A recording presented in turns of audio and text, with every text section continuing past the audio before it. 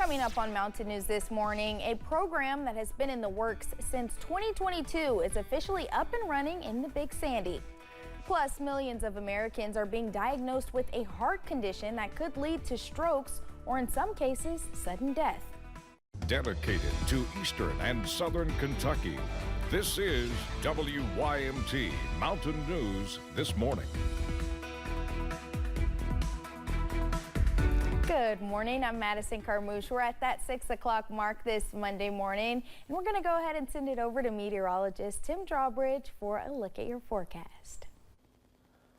Madison, a pleasant start to your Monday morning. 59, mostly clear outside our door, and temperatures across all of eastern and southern Kentucky this morning.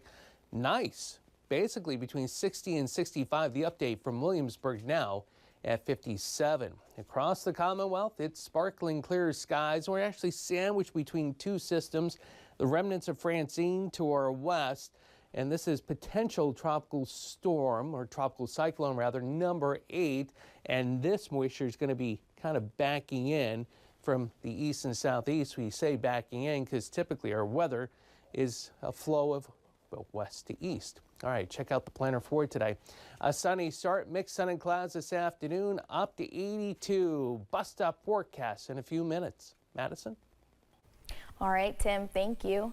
Senator Johnny Turner was reportedly flown to ARH Hospital on Sunday night after a reported incident involving a riding lawnmower he was driving. Turner reportedly drove the lawnmower into the deep end of an empty pool. According to Harlan County Judge Executive Dan Mosley, Turner was airlifted to the University of Tennessee Medical Center. He is said to be in stable condition. 10 days with no answers. Police are still looking for the I-75 shooting suspect, Joseph Couch. People are worn out with the manhunt. Alyssa Williams is in Laurel County with the latest. As this investigation rolls on, there aren't too many new details that we know right now, but yesterday Kentucky State Police did share exactly how much ground they've covered in this search for Couch so far. Now on Facebook, Scotty Pennington with KSP said local, state, and federal agencies have combed through 28,000 acres of land to try and locate Couch. While they have not been successful in their efforts yet, there are several people out there wanting to regain a sense of normalcy in their everyday lives. But a major factor standing in their way has been school closings. We learned that the Laurel County Public School District will be using remote learning again today. District leaders took to Facebook to say they're working with law enforcement to get kids back in school as soon as possible. And as for law enforcement, they say they understand everyone's frustrations with this ongoing search, but everyone's safety is their top priority. We don't want people trampling through the woods to try to find this individual on their own. That's our job, and we're committed to doing it. We know that people are getting frustrated that there hasn't been a lot of updates with that, but the biggest thing we want to get out is that we are still here. We are still providing services for the community, that we want everybody to feel safe. Another aspect of keeping people safe is avoiding any misinformation that circulates online. People are urging everyone to listen solely to the information that they're providing to the public. Now, Alyssa Williams in Laurel County, back to you. All right, over the weekend, KSP says crews continued searching the Daniel Boone National Forest for Couch. Friday night, KSP and other local law enforcement provided additional security at high school football games in the region. Now, WYMT's RJ Johnson shares how the community is holding up in this ongoing situation. Saturday marks 1 week since 5 people were injured in a mass shooting on I-75 in Laurel County. For Ethan Caudill, it brings back a lot of emotions. I was actually just in the area and was hanging out with a buddy of mine, and next thing you know, there's somebody popping off shots on the highway. So it's not really, it's just kind of crazy overall. It's kind of hard to believe that the way that that's the world is now.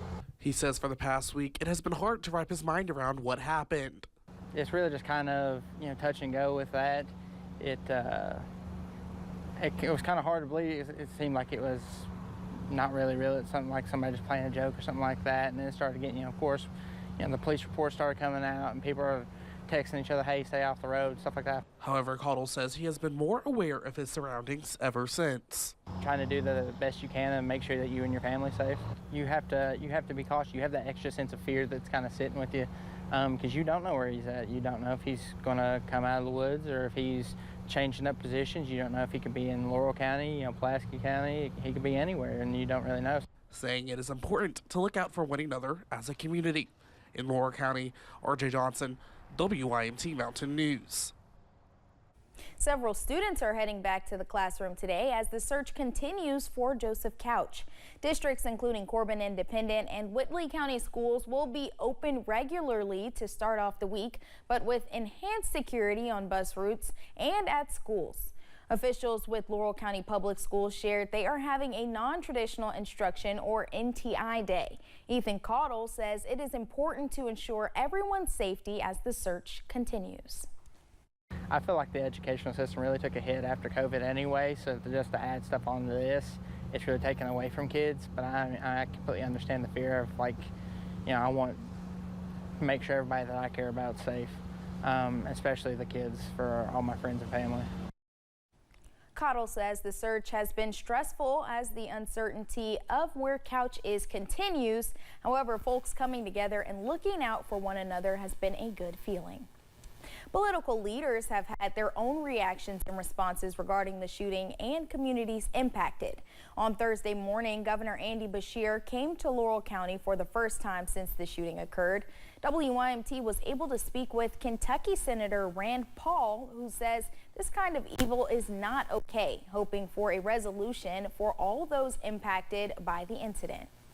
But let's hope we can get a resolution so people can get back to normal. It's got to be hard, particularly if you live right in that rural area within a mile or two of where the shooting. I don't know how you can rest easy until he's found.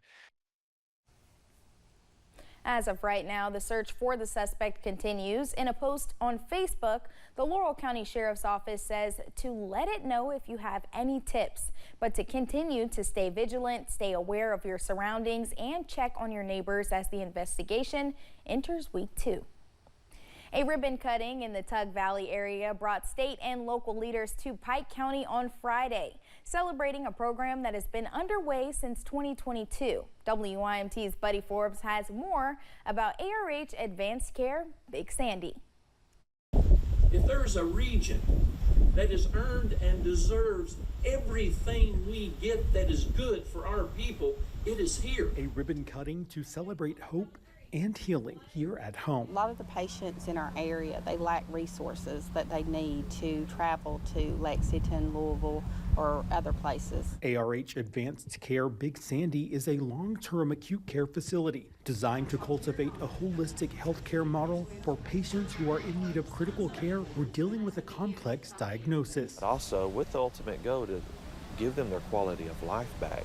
So it's a whole different approach to medicine. From cardiovascular conditions to ventilator-dependent care, the center specializes in some of the more complex issues that would usually require long stays hours from home, outside of the scope of usual medical needs. Today marks a new chapter in our commitment to providing our patients and their families with the absolute best health care possible close to home. Bridging a gap and working to remove some of the barriers to healthcare access. So to provide that for patients, there's actually research that shows that patients have better outcomes when they have their family there, when they are in a familiar place where people not only understand them but understand their culture. A program that began 2 years ago and is celebrating a host of success stories. Just to have a family member say that God put you here, what bigger compliment could anyone get than just know that you've made a difference in the lives of that patient and those family members. As medical professionals hope to see future growth. In Pike County, Buddy Forbes, WYMT Mountain News. The unit is located in the Tug Valley ARH Medical Center in South Williamson. You can find out more about the advanced care options on our website. September is Atrial Fibrillation Awareness Month, better known as AFib. It's a condition that affects more than 37 million people worldwide. Dr. Kevin Thomas at Norton Heart and Vascular Institute says AFib is the most common type of an irregular heartbeat. It's when the upper and lower chambers of the heart are beating out of sync. Dr. Thomas says it's typically not life-threatening, but left untreated, AFib can be life-limiting, and it increases your risk of stroke by 5 times. AFib is not like appendicitis where you cut your appendix out and it's gone forever.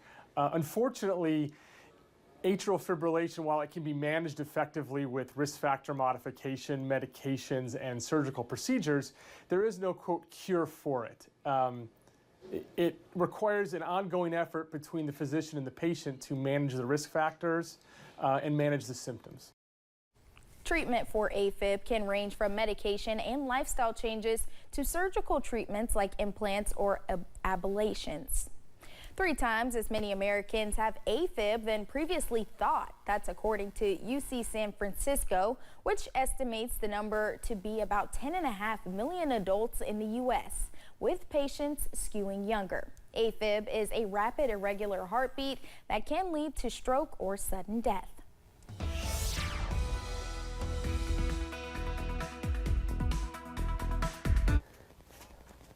.611 on a Monday morning, going to get you out the door to a good start to the day, sandwiched between 2 systems here. You think it's this one coming in from the west or this one coming in from the east that's going to affect us heading into tomorrow?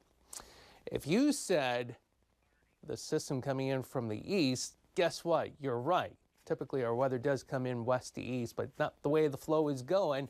And this is the system that brings in that shower threat. Basically, around and after midnight from hazard points east. In the meantime, we're clear. The sun is in the process of starting to rise, 59, and we warm up into the upper 70s of the lunch hour, topping out at 82 this afternoon. Your ARH First Alert 7-day forecast is coming up right after the break.